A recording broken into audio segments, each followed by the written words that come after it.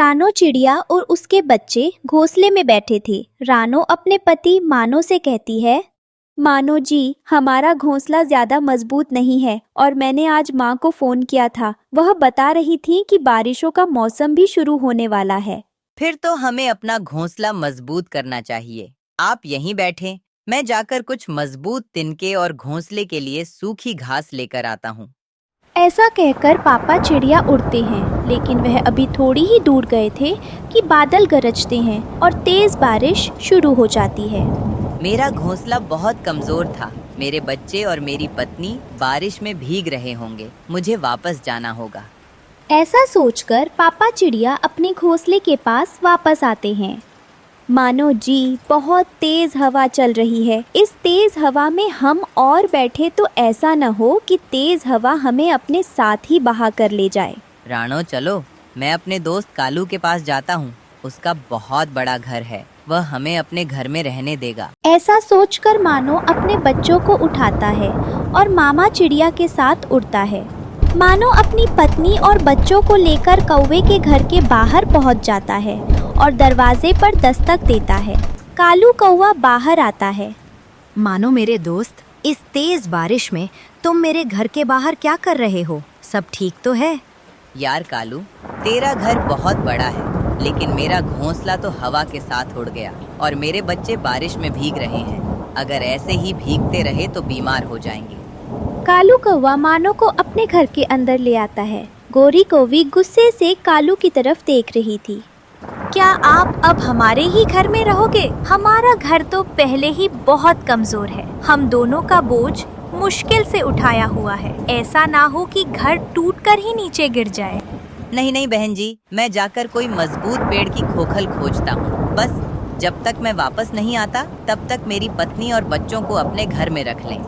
अच्छा, ठीक है। अब ऐसी शक्ल बनाने की जरूरत नहीं है। जाओ, जाकर कोई मजबूत जगह ढूंढो और फिर आकर अपनी पत्नी और बच्चों को ले जाना। फिर मानो कौवों के घर से निकलता है। वो तेज बारिश में उड़ता हुआ जा रहा था। उसे अपने बच्चों के लिए कोई मजबूत जगह ढूंढनी थी, जिसमें वो अपने बच्चों और पत्नी को बारिश से सुरक्षित रख सकता।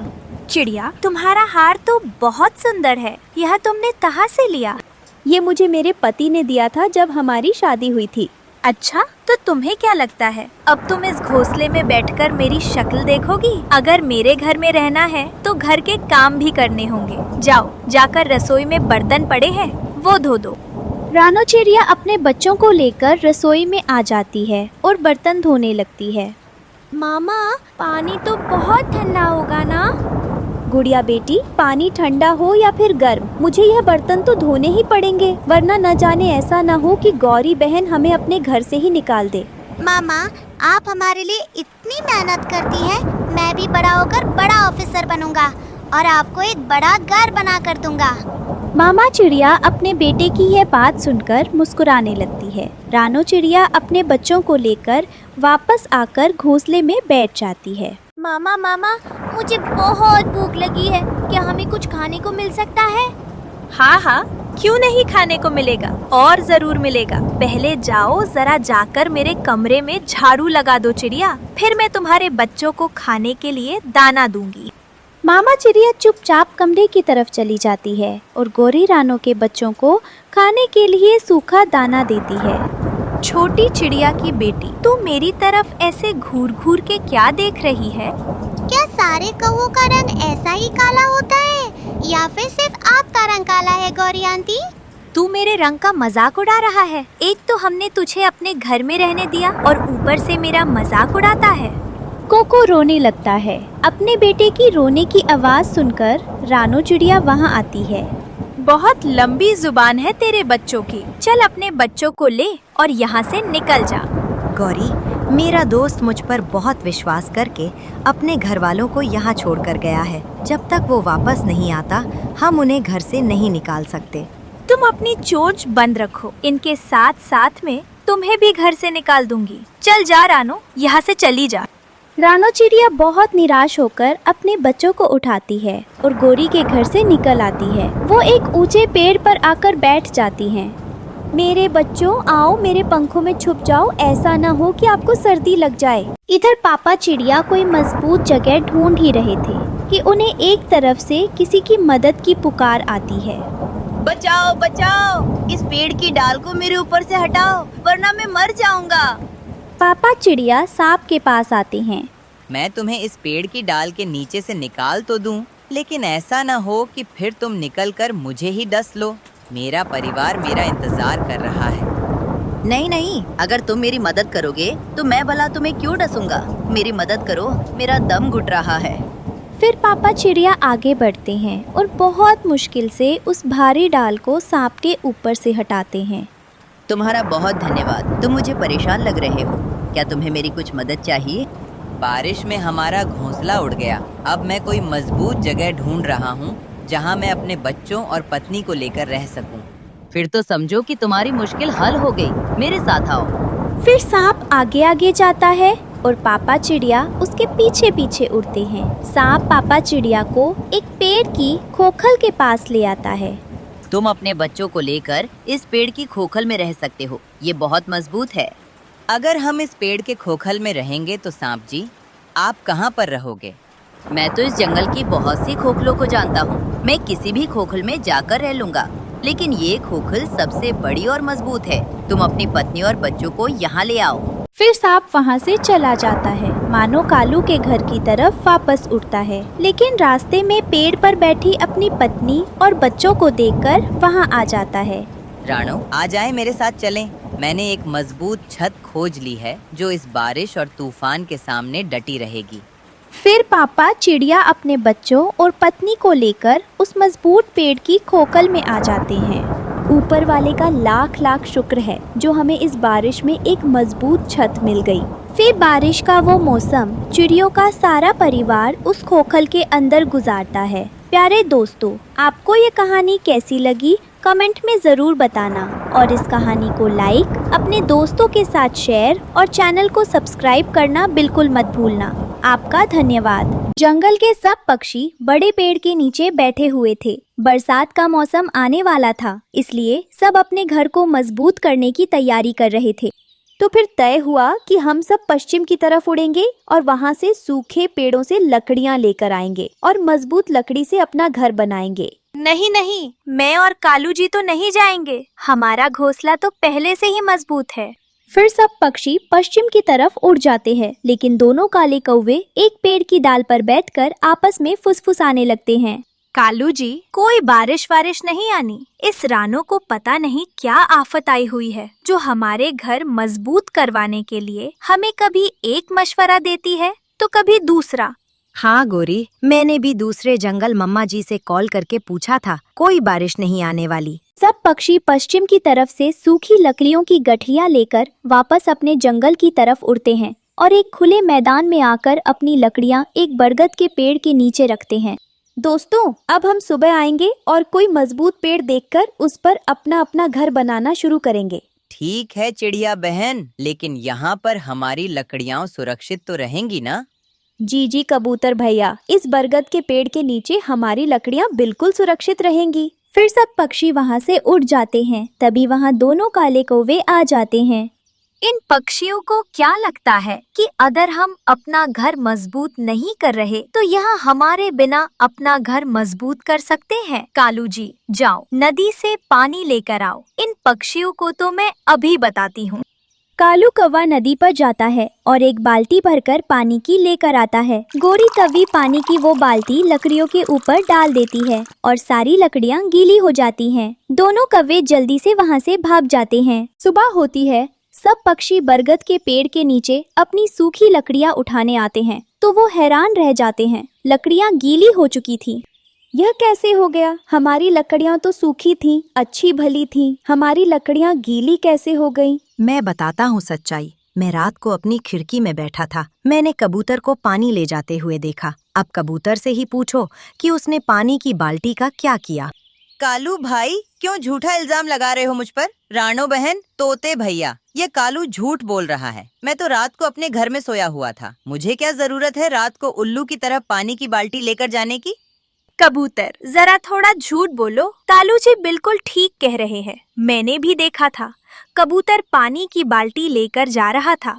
कालू भैया, गोरी बहन, आपको जरूर कोई गलतफहमी हुई होगी। कबूतर भैया भी मेहनत से लकड़ियाँ काट कर लेकर आए थे। वह भला अपनी ही मेहनत पर पानी क्यों फेरेंगे? अच्छा, जो भी है, हमारी लकड़ियाँ गीली हो चुकी हैं। अब हमें बरसात आने से पहले घर बनाने का बंदोबस्त करना ही होगा और अब हमें जल्दी से काम शुरू करना होगा। आप सब मेरे साथ आए। फिर सब पक्षी उड़ते हैं और वो बांसों वाले जंगल पहुंच जाते हैं, जहां बहुत सारे बांस थे और वो मजबूत भी थे।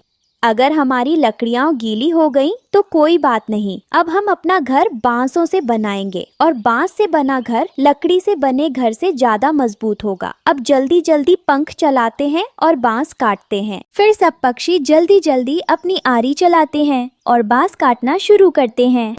अरे तोते, जल्दी जल्दी पंख चलाओ। देखो, मैंने तो एक गठरी तैयार भी कर ली और तुम तो अभी पहली पर ही हो। यार कबूतर, तू तो बड़ा तेज है। मेरे तो अभी से पसीने छूट रहे हैं। बहुत गर्मी है। इस गर्मी से तो मेरा सिर घूम गया। मुझे चक्कर आ रहे हैं। चलो गोरी, जाकर इस पेड़ के नीचे बैठते हैं।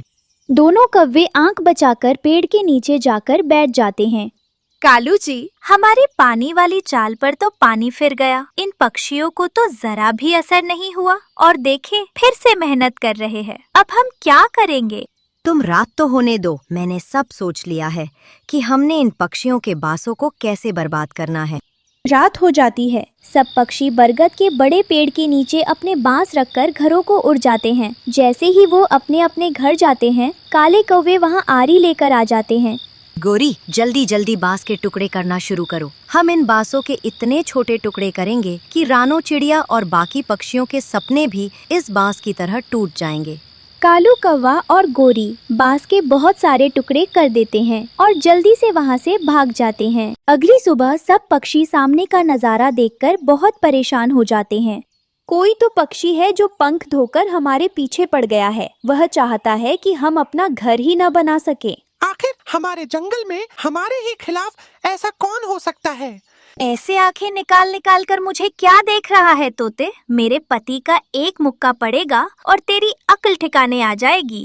अरे गौरी बहन, आप लड़ाई क्यों कर रही हैं? रानो बहन, अब हम क्या करें?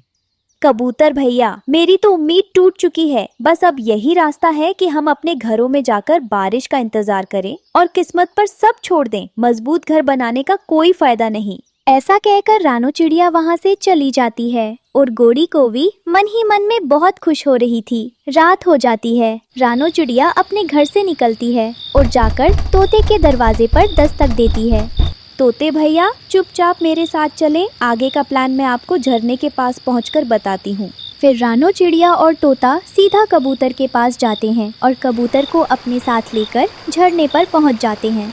हमने लकड़ियों से घर बनाने की कोशिश की। इन कौवों ने वह भी बर्बाद कर दिया। और हमने जब बांसों से घर बनाने की कोशिश की तो हमारे बांसों के भी टुकड़े कर दिए। अब हम सुंदर परी से मदद मांगेंगे। लेकिन रानो बहन, सुंदर परी कहाँ है? हमें तो मालूम ही नहीं है। हम कहाँ ढूंढेंगे सुंदर परी को?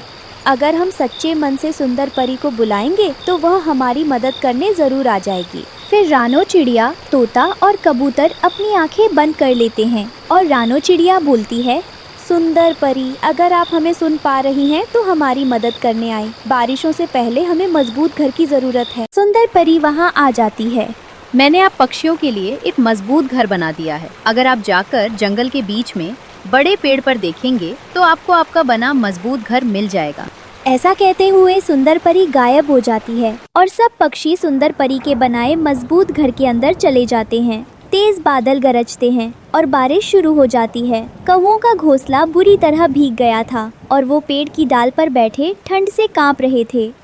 कालू जी, बारिशों का कोई अता पता नहीं था। फिर अचानक बारिशें कहाँ से आ गई? जल्दी अपने दोस्तों के पास मदद को भागो। कालू और गोरी जंगल के बीच में बने उस सुंदर घर को देखकर उसके पास आते हैं और दरवाजे पर दस्तक देते हैं। इस घर में कौन है? हम ठंड में कांप रहे हैं। हमारे लिए दरवाजा खोलो। अंदर से रानो चिड़िया दरवाजा खोलकर बाहर आती है और दोनों कौवों को घर के अंदर ले जाती है।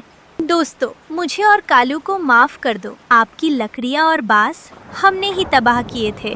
हमें सारी बात का पता है गौरी बहन। आपको जो सबक ऊपर वाले ने दे दिया है, मेरे ख्याल से वही ठीक है। दोनों कौवे शर्मिंदगी से अपना सर झुका लेते हैं। प्यारे दोस्तों, आपको ये कहानी कैसी लगी? कमेंट में ज़रूर बताएं और इस कहानी को लाइक, अपने दोस्तों के साथ शेयर और चैनल को सब्सक्राइब करना बिल्कुल मत भूलना। आपका धन्यवाद।